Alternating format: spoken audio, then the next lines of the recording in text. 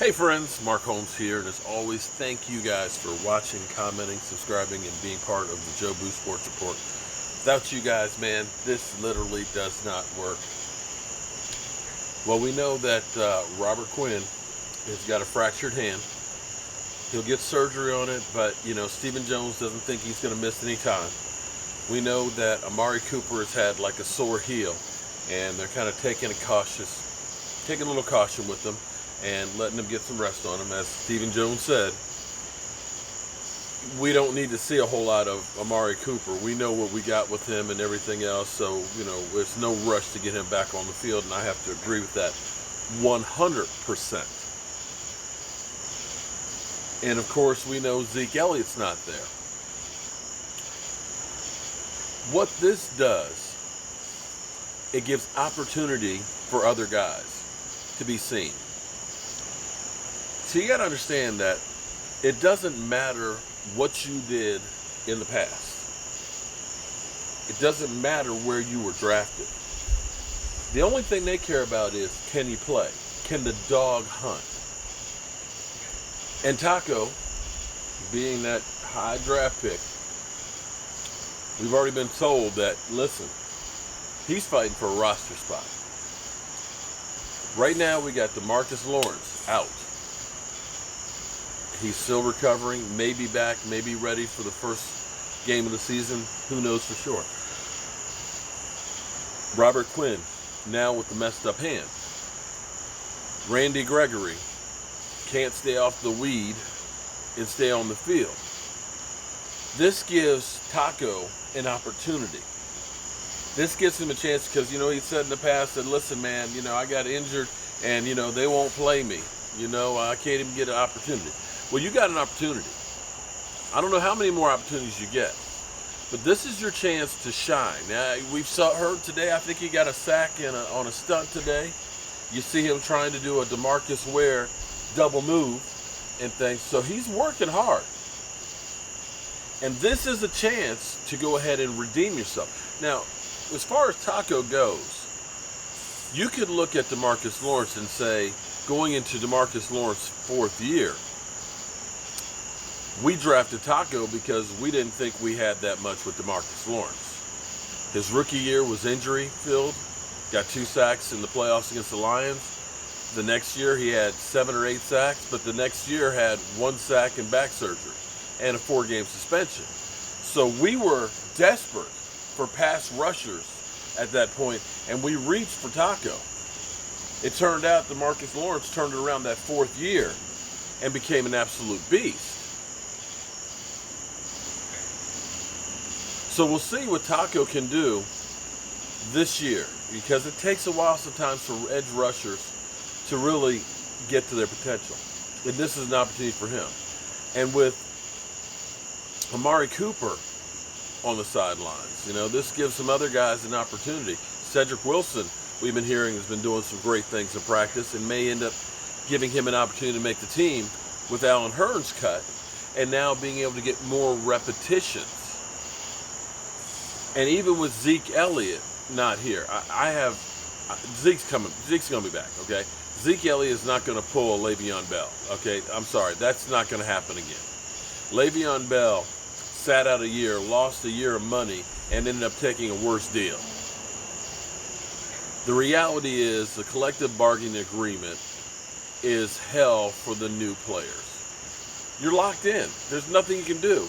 And unfortunately for running backs, 4 years is the pinnacle of your career. And when you're locked in like Zeke to 5 years, you're really not going to get that big payday very often. But it is what it is. He can hang out, but eventually he'll either take a deal that may not be the deal that he wants,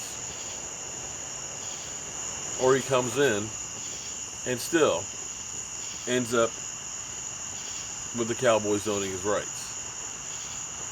The grand scheme of things is his only option is just not play football. But the Cowboys have his rights for the next 2 years. It's not really a win-win situation.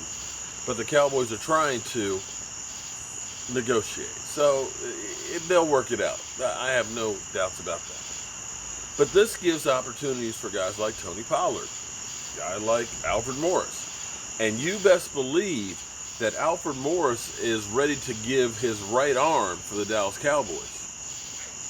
He wanted to be in Dallas. He prayed about being in Dallas. He loves being in Dallas. And he realizes that time is short. So he knows the system.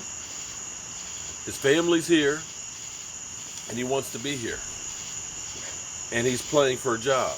And that's what you want to have, is guys that are playing for the jobs. We look at somebody like Malik Collins, who's finally healthy, who knows that I've got to play well if I want to get that big contract next year from the Cowboys or for somebody else. You've got to take them and make the most of each of those opportunities as you get them. Now, Stephen Jones is the guy that I always say pay attention to. Jerry Jones will go all over the place. I mean, literally all over the place. You know, I want me some glory holes. You know, that Brandon Wheaton, man, he's got a beautiful pass. Oh, that Johnny Manziel. I want me some of that. So show me that money, Johnny Manziel. If we had $1 for every time Jerry has done something that is just like out in left field, I could quit my day job. I could have been quit my day job, because that's the way it goes. But Stephen Jones is not Jerry Jones. Stephen Jones speaks things as they really are. And if you pay attention, you know exactly where the Dallas Cowboys are going. Stephen Jones said a while ago, listen, we're not going to break the bank on these contracts. And he's holding firm on that. Listen, we want you to get paid a good salary, but we're not going to reset the market. Zeke, understand, Le'Veon Bell, he changed the dynamics. He came back down to earth, okay? Todd Gurley, well, that was an aberration. You know what I'm saying. I'm a wood butcher. Dak, listen, we'll get you in the top 5. That's better than Matty Ice, but we're not going the Russell Wilson route. Besides, you're young enough that, you know, you can get another contract down the road, because quarterbacks, well, you know, they have long careers, as Tom Brady goes to show. And besides, the taxes in in Texas, are a lot less than other places. And because you're the quarterback of America's team, you know you're seen everywhere. Amari will get you in the top 5 as well, buddy. Although the top 5, that's $16 million. But these are starting points. They wanted to get DeMarcus Lawrence for 18, and they settled for 20.5. But Stephen Jones was asked one other question. And I think he answered it truthfully. They said, Jason Garrett. Is Jason Garrett going to be coming back? Or what does Jason Garrett have to do to hold on to his job? And he said, quite frankly, I put in input, but that one, that's Jerry's decision.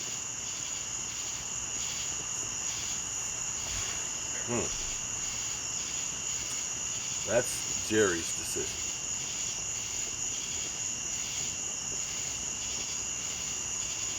Well,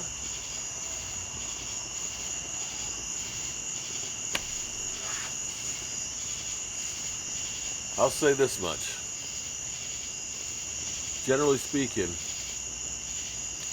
coaches are given a 5-year window or 5-year contract, because they figure in 5 years that gets you a chance to get the guys that you want and to implement your system. And generally speaking, in 5 years is about the amount of time you have before the players start to tune you out. We've had more than 5 years. We've completely turned over the roster, and hopefully Jason Garrett has had input on the players that we have on this roster, and these are Jason Garrett guys that he believes he can build a system and win with. I hate to say this, but Jason Garrett is the longest tenured coach left in the NFL that hasn't been to a Super Bowl. It was him and Marvin Lewis. Marvin Lewis got canned.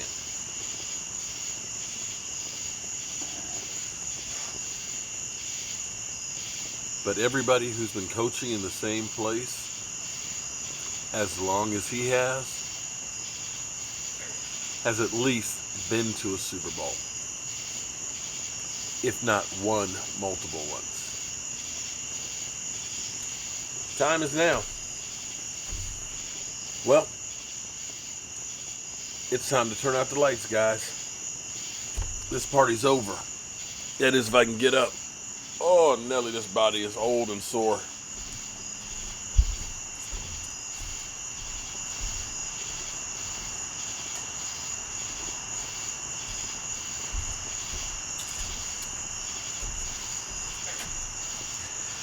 Thank you guys for all you do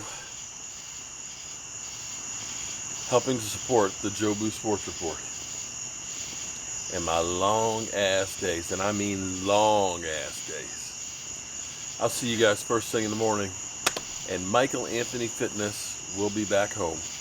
Thank God. It's just too much damn work to do by myself.